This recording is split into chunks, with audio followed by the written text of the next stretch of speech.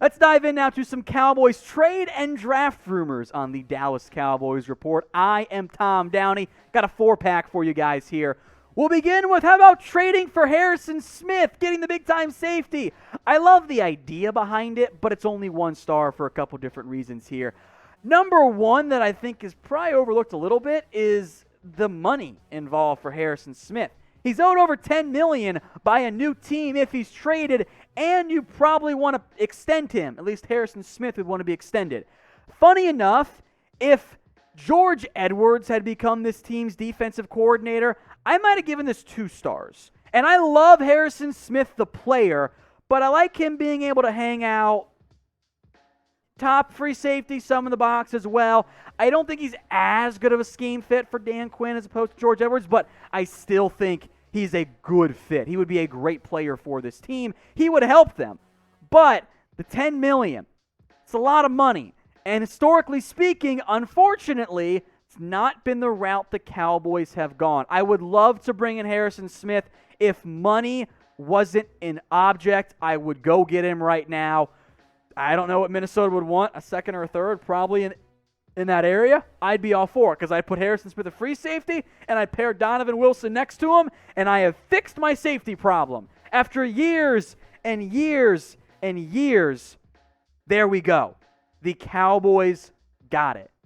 They were taking care of it, but I don't think that's the most likely outcome for the Cowboys and for Harrison Smith. That's why I only gave it the 1 star. A little bit more of an unrealistic dream as we sit right now. So who do you want to trade for? Let me know in the comments. I will keep it open to any player. I will probably regret that when I go back and look through all the responses, but this is your opportunity. Any player you want, who would you trade for? All right, chatsports.com/bet. That URL takes you right into the BETUS site. When you use promo code Cowboys125, that gets you a 125% deposit bonus. Now, this deal is only available for new BETUS customers, but when you use that URL and you use that promo code, we'll hook you up with a Dak Prescott jersey. We're the ones sending it, so once you sign up and deposit and place a bet on the Super Bowl, email us, cowboys@chatsports.com. I'll put that email in the comments and in the description. Now, if you don't know what you want to bet on when it comes to the Super Bowl, here's some suggestions. My Super Bowl picks. Chiefs, -165. I think they'll win outright. Bucks might cover the spread. Life is always too short to bet the under, so go ahead and bet the over. The under 0.5 Joe Biden mentions during the broadcast, I like that one. And the over 2 mentions the Patriots. If you listen to me this time a couple days ago, that was at plus 150. Now it's at -130. The people know the Patriots are going to get mentioned on this year's broadcast. So again, that is with our sportsbook partner, BETUS. Remember that URL, chatsports.com/bet. The promo code, Cowboys125. And once you do it, or if you have questions, email us, cowboys@chatsports.com. Let's talk trade and draft now, merging them both into one. How about trading down and drafting Jeremiah Owusu-Koramoah, the linebacker from Notre Dame? I'll give this one 2 stars. I actually am mostly on board with this idea, especially depending on how the draft board ends up falling. I like Joke a lot. That's a shorter abbreviation for his rather long name.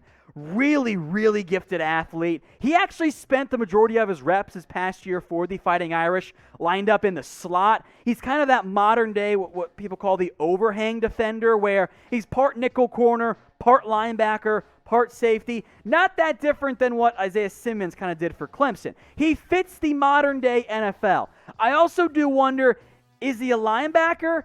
Is he a safety? Because you got to figure out that question. Now, you can move him around a little bit.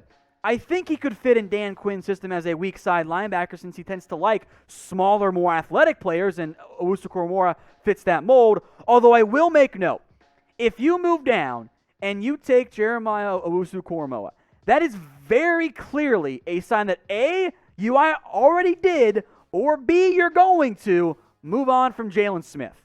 Because you can't have 3 linebackers, two of whom you took in round 1, and one of whom you paid big money to. That is bad roster management. So Probably Jalen would be on his way out in the near future if that's the route you went. I think in general, trading down is always a good idea, depending on how that board falls. If the corners are off the board, I want to move down. That's why I put together my Cowboys trade down targets video. Bunch of different players the Cowboys could slide down, get some extra assets, and take.